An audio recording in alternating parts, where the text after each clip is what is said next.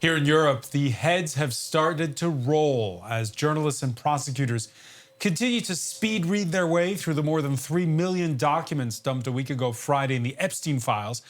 The revelations have already led to resignations, sackings, criminal probes in places like Norway, France, the UK. British Prime Minister Keir Starmer is hanging by a thread, and he never even met Epstein. Over in the U.S., former President Bill Clinton's been subpoenaed by a congressional panel. And how about the current occupant of the White House and his Commerce Secretary, who visibly lied about never having seen Epstein again after 2005?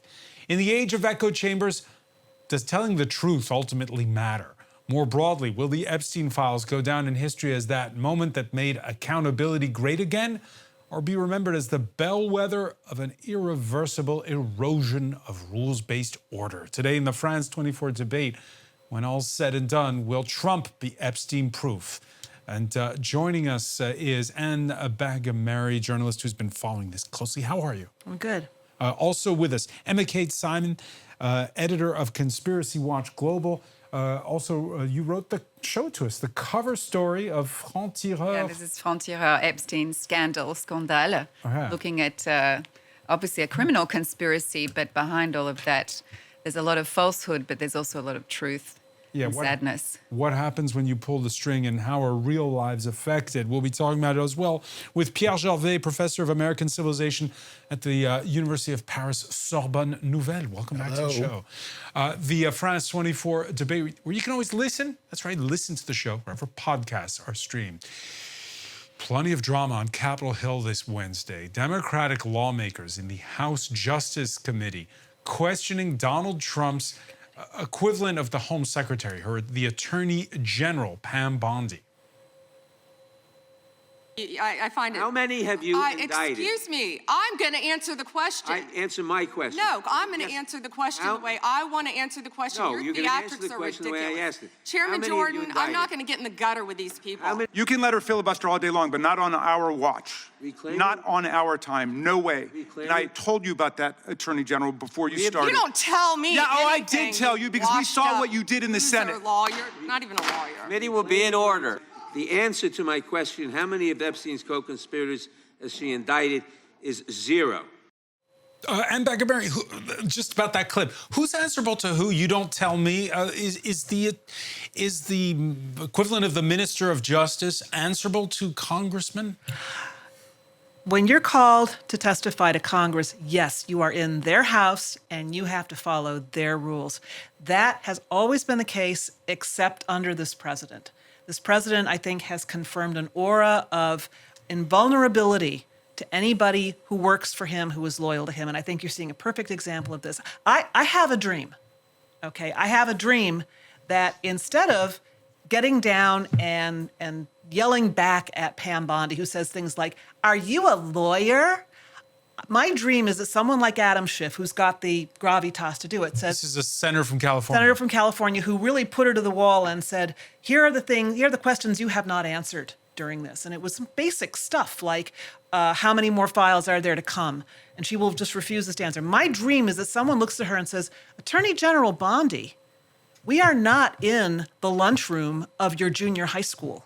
You don't talk to us like that. You don't talk like that, period. Or do you, Anne Bagamary? Because when you say that the Attorney General going to Congress is in their house, that's not a law. That's just a norm, isn't it? Right, and this is a norm. So she's pushing that norm. So as you push the norm and get away with it, she can do it, right? And she probably will, because as I say, this is a president who has confirmed. This is a president who, under the current Supreme Court rulings, is immune from prosecution for anything he does in the course of his normal duties. And one of those things would be to create an atmosphere in his White House and in his appointees that says, do you do whatever you want? You throw stuff at the wall. You just defend me. That's your job there. So, okay, yes, I think that we can say that Pam Bondi is going to be able to get away with behaving here like a spoiled 13-year-old.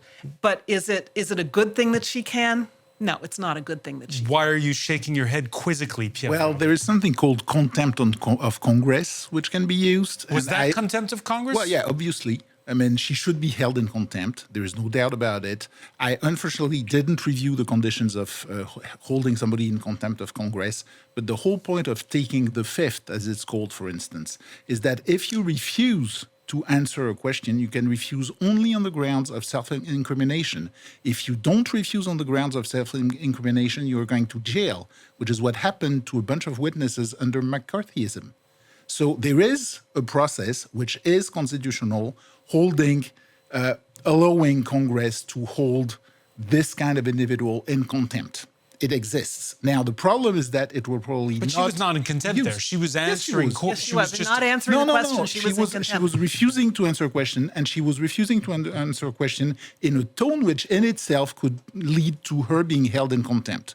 So there is no doubt that legally, but the problem is that the legal norms nowadays in the US don't exist that much anymore at the constitutional level. Legally, she could be held in contempt. Especially in a Republican-controlled Congress that is beholden to the current president and will do pretty much whatever he wants them to do. She won't be held in contempt. No, that's the point. They won't do it. Right. But they could. They could. Emma Kate Simons, with Republicans who control. In fact, you heard in that clip, she's appealing to the chair of the panel, who's a Republican, to intercede.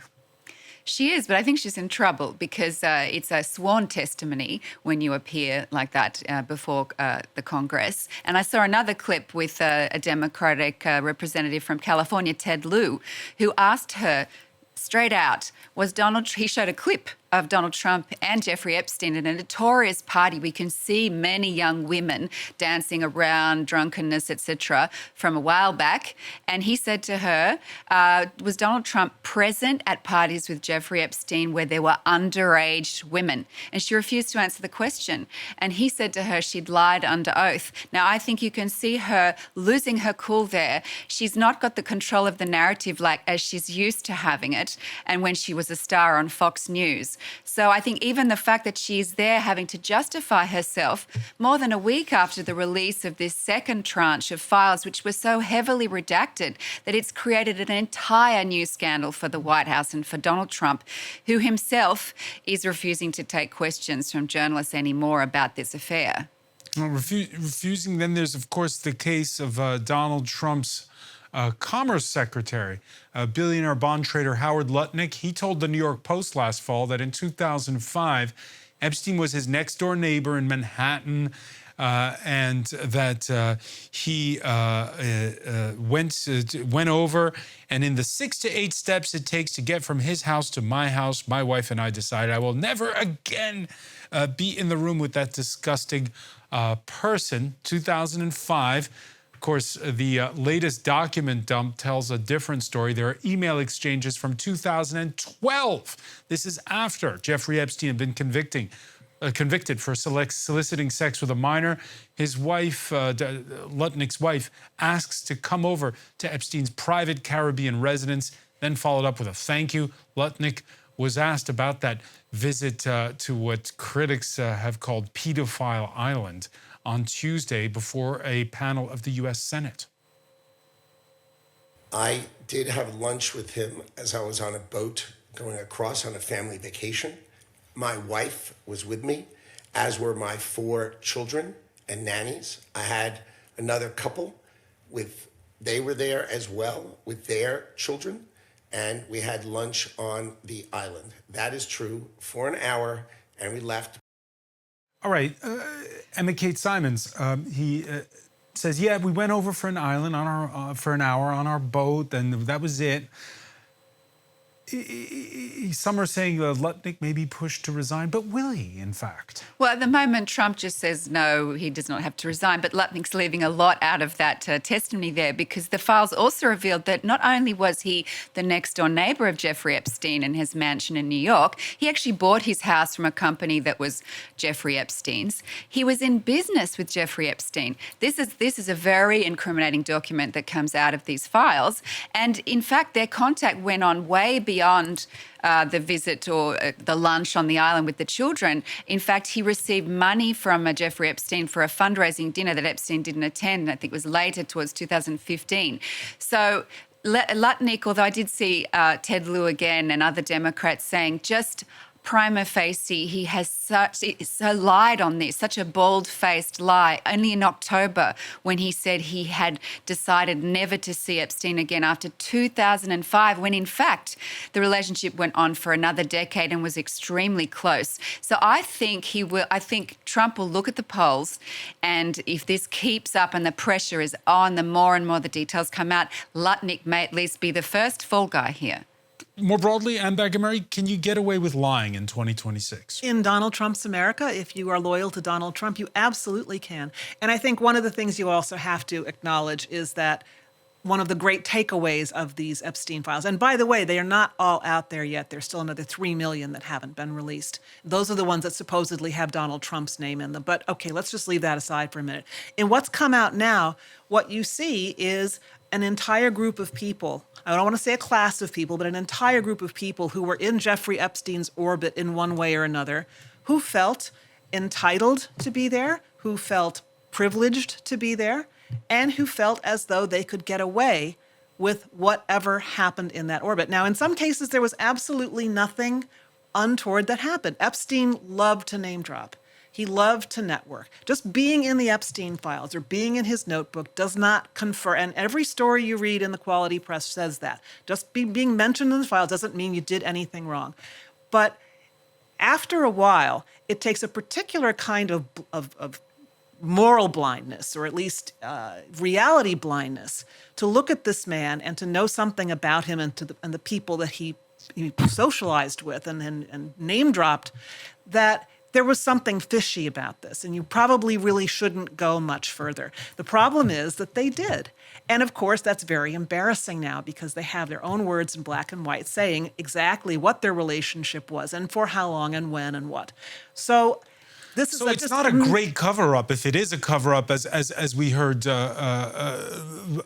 Congressman Raskin say earlier, if incriminating stuff, the way it's been described by Emma Kate, has surfaced anyways. Well, what has come out now has been heavily redacted, but there is enough there to give you an idea that some people simply cannot hide from what they wrote to Jeffrey Epstein and the dealings they had with him. But there's more to come. And I think that's where, if people are talking about a cover-up, I think that's what they're talking about. The redaction of names in what's been released already. What's left to come in the other 3 million? It's the hypocrisy of the people who have already been outed, so to speak, on their relationship with Epstein is just breathtaking. And I think that's you mentioned norms and conventions. Is this the end of the rules-based order? Well, this is, I would not argue the end of it, but this is definitely a milestone moment in seeing how a certain group of people just felt entitled and empowered to do whatever they wanted, say whatever they wanted, and then try to make us believe that we should believe them now. In French, we have an expression, tous pourris, they're all rotten. Well, at the end of the day, is that how people will look at this? Tous pourris shouldn't be the term, but I think we have to take a slightly broader view of this group. These are not only people either interested in sex with underage girls or even in socializing. The basic network of Epstein was based on tax evasion.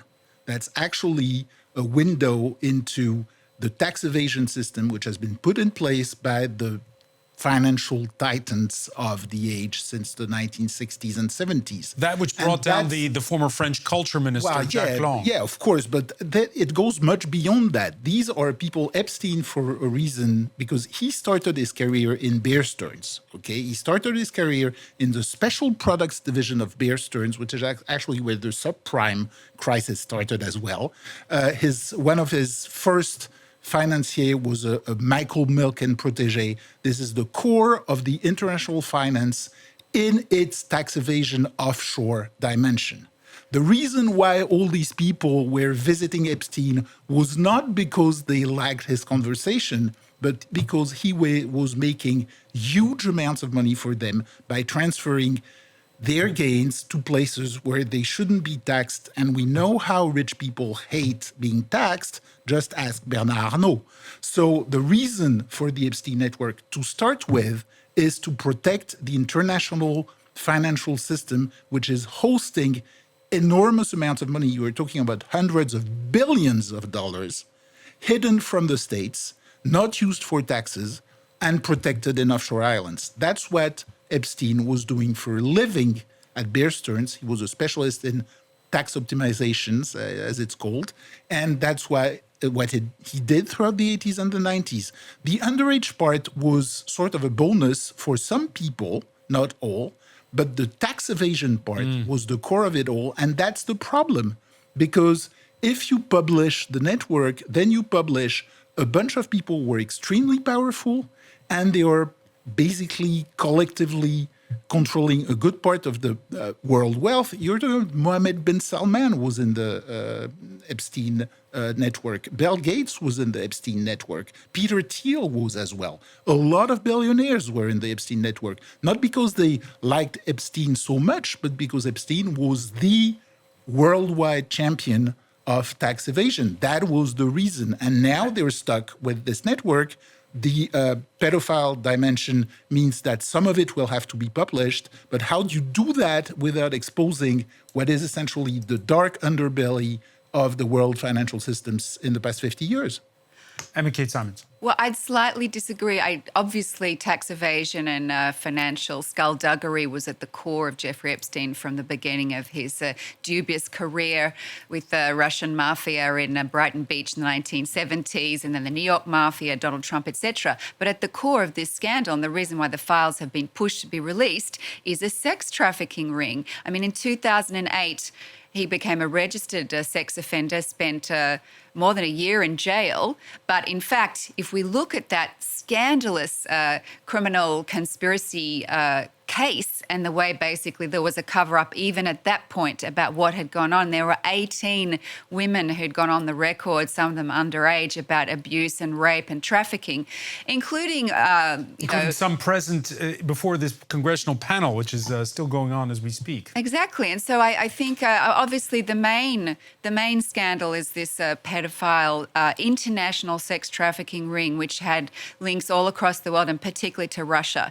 But yes, he was also stealing a lot of money from very rich people, Jeffrey Epstein. He had his finger in every pie, including universities in different continents from Africa to the Middle East. But he had a big presence here in France and obviously the United Kingdom, where Peter Mandelson, the former minister and US ambassador of the United Kingdom, is being totally disgraced. Let me ask about this, because Bill and Hillary Clinton agreeing to answer lawmakers' questions. That'll be coming up February 26th and 27th on the condition that the proceedings be videotaped at least, if not live.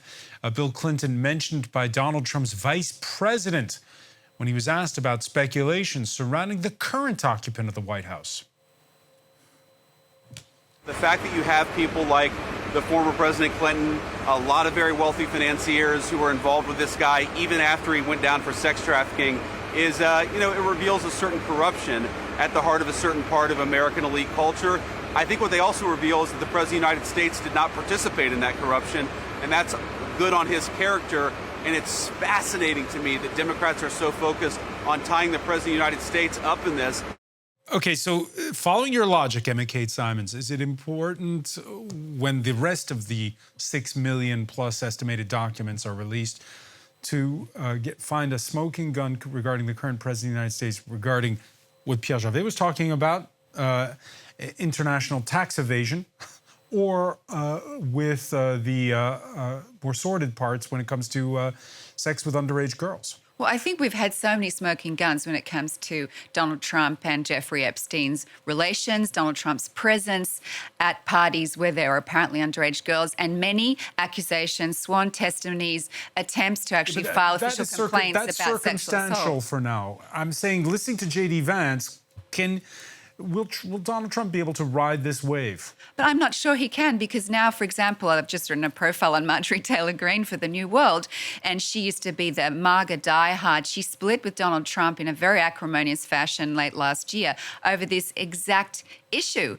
And she says that actually he used to call it, and she did too, a Democratic hoax. But that is no longer flying. There are disaffected MAGA people and Republican voters who can see that Trump is named so many times times in these documents, allegedly 1 million times, according to one Democrat who had a quick view of them the other day, the unredacted version.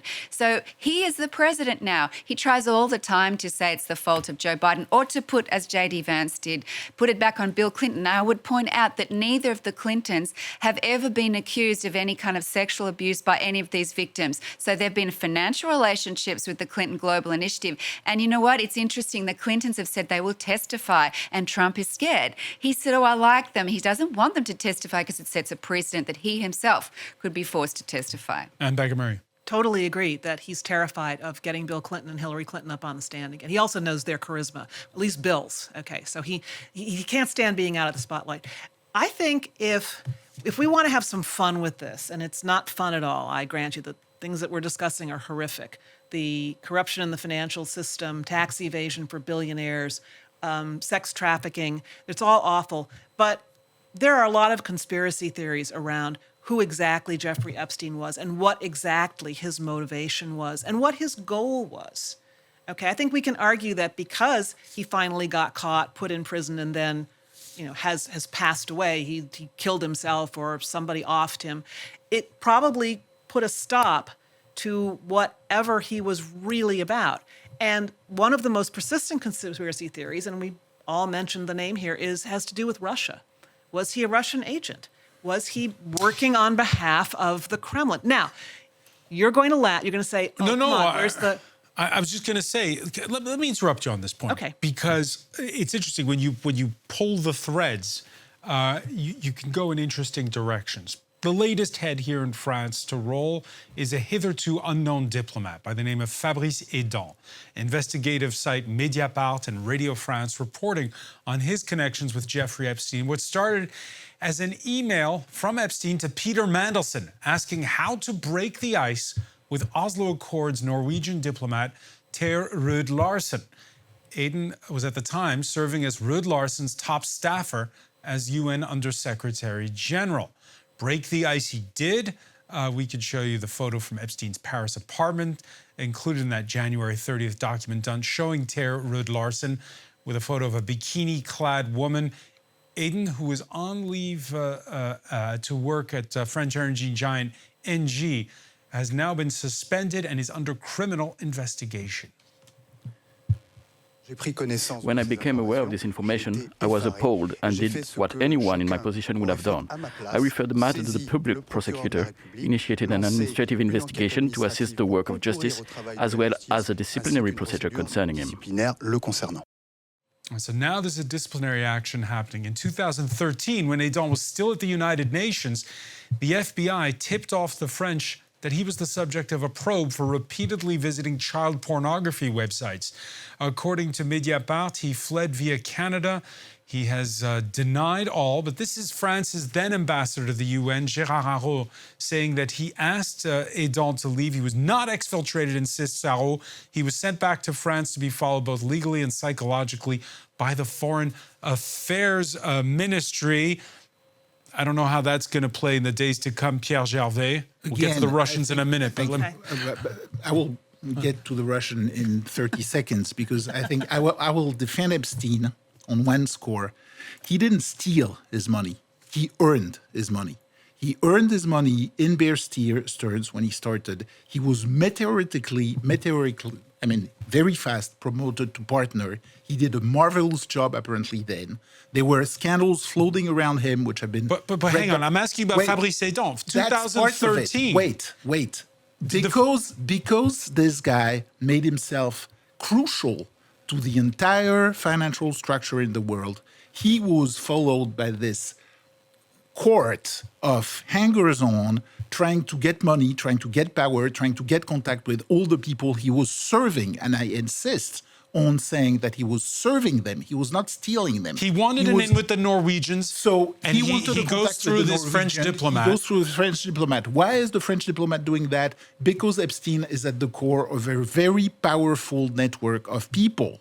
These people, Long, Edon, they're hanger-ons. They're second-tier tier players compared to big guys. And they're fascinated and they love it. And they also want a little bit of money. And in some cases, they also want to get their money through offshore systems.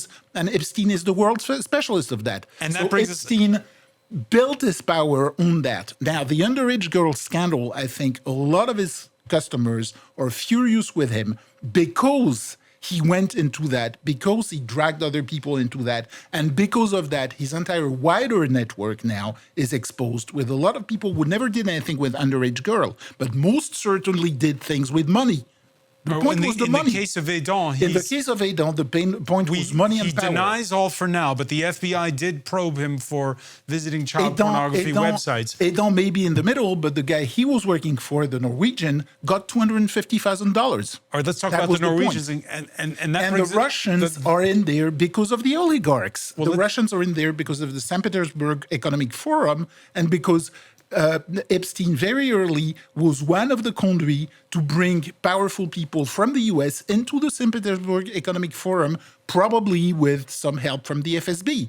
So you have Russian spy services. The Russian spy service. So this was a network of very powerful people, and Epstein was crucial in the middle of it. All right, Norwegian news site DN Group publishing a photo taken in Paris. It looks like it might be from Epstein's Avenue Foch apartment of Adam in the company of Rud Larsen and former Prime Minister Thorbjørn Jagland. Jagland, who's now under criminal investigation as of 2 days ago, and who, according to emails read by the New York Times, was seen as Epstein's in with the Kremlin. I think you might suggest to Putin, these are typos that are in the email, that Lavrov can get insights on talking to me, Mr. Epstein wrote in 2018 to Jagland, a former prime minister of Norway. He was then Council of Europe. In the emails, Mr. Jagland, to Mr. Jagland, this is the New York Times reporting, Mr. Epstein suggests he could help Mr. Putin's government find its way out of economic isolation. Anne Bagamari. Okay. I think that I'm going to go back to my own conspiracy theory about Epstein and the Russians. Was he an agent? He was probably a useful idiot in that respect. I mean, he had the connections. He could bring people to St. Petersburg. He did have the expertise in tax evasion, which is attractive to many people. But I think what we're seeing, I think the thread that runs through all of this is Epstein's ability to, and I'm not sure it was an innate ability, but I think it was helped along by contact and maybe even training in Russia, to find vulnerabilities in powerful people and then exploit them. Women were a currency to do that, okay? Money was a currency to do that. Social climbing, connections, the ability to have Epstein on an email with you saying, I can get you into Davos, or I will introduce you to this incredibly powerful people, whether he could or not. This was the kind of thing that would appeal to somebody that he wanted to get something from, or that perhaps somebody else wanted to get something. And you know what? I think the proof is, we're sitting here talking about all of this. There are people whose very foundations have been shaken simply because they were in the Epstein files or knew something about, had some dealings with Jeffrey Epstein. We're not thinking about many more important things going on in the world. And who does that benefit? Who benefits from the fact that we are laser focused on what these files mean? I'm going to hazard a guess that it's Russia. Yes. Absolutely. Go. And we wrote that, actually, Rudy Reichstadt, the editor, founder of Conspiracy Watch, wrote that. I first want to say hello to Andrew Weissman, who's been freed from the classroom, a professor at NYU Law School, former federal prosecutor. Go ahead, Emma Kate. So at Conspiracy Watch, Rudy Reichstadt, who founded Conspiracy Watch, wrote exactly about that. I mean, what's going on now with this expose of these degenerate global elites is exactly the kind of image and ambiance that the Kremlin wants to create in democratic countries and across the West. But it's not a conspiracy theory to suggest that there were extremely close ties over many years between Jeffrey Epstein and senior figures at the Kremlin. There are even suggestions he at least tried to meet Vladimir Putin many times. That's what that New York Times article says. He tried to meet Putin and his foreign minister, Sergei Lavrov, but did not succeed. He did not, but he got very close. He was best buddies with his UN ambassador in New York, Churkin. He was also friendly with a vice economy minister at one point. I mean, there were visas for travel, constant travel to Russia. So we're getting only a piece of it, but it's not a conspiracy theory to talk about potential compromat and ties, very close ties between the Kremlin and Jeffrey Epstein for mutual financial and political benefit. And then there's the woman presented as Jeffrey Epstein's last girlfriend, Belarus-born Karolina Shuliak, who's listed in his will and who, after some string pulling by Epstein himself, got into Columbia School of Dentistry. She's a dentist. This was her on the cover of a French daily newspaper, Libération, the other day. Yeah, is this compromise? Is it? I mean, this is he guilt had by he had a association? fetish, evidently, a fetish and a predilection for women from former Soviet states and from Russia. There's lots of talk of Russian girls in the files. There's all kinds of videos and photos. Maybe she was a real girlfriend in some respects, but it doesn't seem like any relationship for Jeffrey Epstein was anything real or genuine, starting with Ghislaine Maxwell, who was the daughter of Robert Maxwell, who himself had connections with the KGB. Andrew Weissman, when you worked at the FBI, how do you gauge whether this is a psyops operation, whether there's an infiltration by the Kremlin? What's the acid test in this case? This is elites trying to curry favor, as we were saying, and trying to gain influence. Remember, this was the time still when the West was investing in Russia. Well, as we're sitting here thinking about what is public and in part basing it on data, in part basing it on sort of educated speculation, in the United States and in every major country in the world, there is a huge amount of intelligence. So while we're wondering what's going on, I am confident that if we were having this conversation within the CIA or within the intelligence community in France, in England, in Israel, on and on, there's so much data that they will have about him and many, many other people. In other words, they may not have complete transparency, but they will know many of these answers already.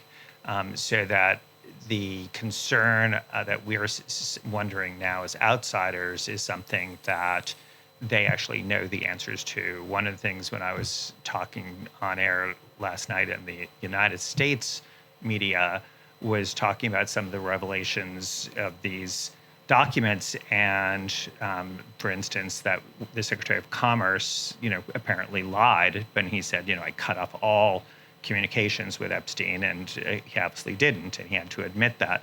But just remember, while it was news to us that he had lied about that, it was not to the Attorney General of the United States and to people who had and have had access to all of that data. It's a long way of saying that while we're reacting to this, the answers to all of that are known to many, Okay, so many here are people. some pointed questions. How much is the United States? Because this is a lot of elites. Not all. There's some people who never were in Epstein circles, but there's a lot of people, a lot of the high and mighty. Yep. How much were they, just to answer Emma Kate's speculation here, how much were they infiltrated by Russia? So I don't know the answer to that question, but I would say that you have to remember that is sort of Russia's job, that is America's job. I mean, the different countries getting intelligence on other countries happens all the time. And so for government actors, that is a goal. For people in the private sector, it can be a whole range of things. It can be a money-making proposition. Donald Trump, when he was a civilian, very much wanted to have a tower in Moscow as a way of making money. For Jeffrey Epstein, it can be a money issue, it can be a power issue, it can be an access issue in order to then have more power and money. So I think there's that marriage. My big take is, while we're talking about Epstein, it's very useful to think of that as an emblem of what about us and what it says about people in positions of power with both power and money. And as easy it is and right to view Epstein as a monster with true victims of his crimes, it is useful to think about what it says about our culture. And that culture, is it shifting in the wrong way? Earlier, we put the question to Anne Bagamary, and she responded with an emphatic yes. Can you get away with telling lies? You mentioned Howard Lutnick in 2026. Well, I think the United States is unfortunately an example that proves that you can. There are, in my view, people who have lied all the way to the presidency with very few repercussions. The issue, in my view, is the politics of it. And the politics of it is precisely based on what you just said, which is it's a way of operating in some circles. This is normal, not the underage part, that's extra. But the money flowing around, the power transactions, the fact of hiding most of the income from the states and from the tax authorities, that's normal. That's the way they operate all the time. Epstein was central to this world. So are you heartened by the fact that the now not necessarily, because whether this will have a positive or negative effect is a political issue. It depends on how much a political action against that type of stuff is managed and waged. And the problem is, what we have seen so far is that nobody wants to act against it, and I'm including, unfortunately, the Democrats in that. Because the reasons why Merrick Garland and Biden didn't reopen the Epstein file when it was clear that crimes had been committed, victims were there, that's something we should worry about as well. Part of the MAGA base is leaving Trump because they perceive, probably better, I think, than us, but more instinctively and better, that what they are seeing is precisely what they were voting against. It's an isolated world of extremely powerful people, unaccountable to anybody, above the law, basically, and they can't do anything about it, and they don't like it.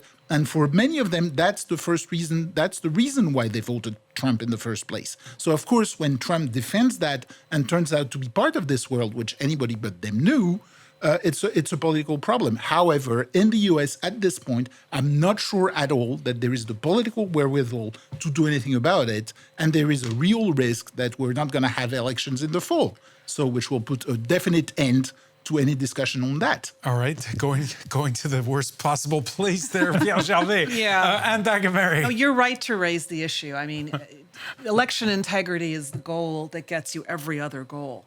And so if we're focusing on doing anything to uphold democracy in America and the rule of law, we should probably be focusing on that, on making sure that our election integrity, our elections are always free and fair.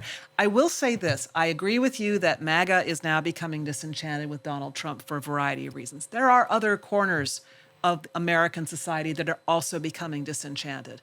I don't know if you saw, but today, I believe it was today, a grand jury in Washington refused to bring charges against the 6 politicians, including Senator Mark Kelly and Senator Alyssa Slotkin, for that video that they released, reminding America's military that they have the right to disobey illegal orders. They were simply, the grand jury, 16 to 23 citizens. I'm not sure how many were in this, but you perhaps know the exact number. But these are citizens drawn from voter rolls at random, and they sit and they sift evidence and they decide whether there's probable cause to charge with a crime. They refuse to do it. They aren't the only ones. There are grand juries all over the United States that are refusing to bring charges against citizens who protested. Okay, so And I'm just saying that there are pockets now, there are green shoots all over America of people, of Republican Congress people, believe it or not, who are protesting. And not only that, there are people in the street protesting against what they see as a perversion of democracy. And if one thing we know about this president is he does pay attention to polls. All right, so that's the glass half full. Recently, a former chief of staff for the U.S. Justice Department under Donald Trump posted the following on X, formerly Twitter. He said, if you're a lawyer, are interested in being a U.S. attorney and support President Trump and anti-crime agenda, direct message me. We need good prosecutors, and the Department of Justice is hiring across the country. Now is your chance to join the mission and do good for our country. Andrew Weissman. Desperate. So there are a number of problems with that. Let me just start with what. Because I just want to finish up on this. The Reuters news agency estimates there have been thousands of lawyers who've left the U.S. government. So Yeah. DOJ's desperate. So first of all, it is so unusual to have to solicit people for these positions. I was a federal prosecutor, and I've hired many federal prosecutors. We had waiting lists, miles long.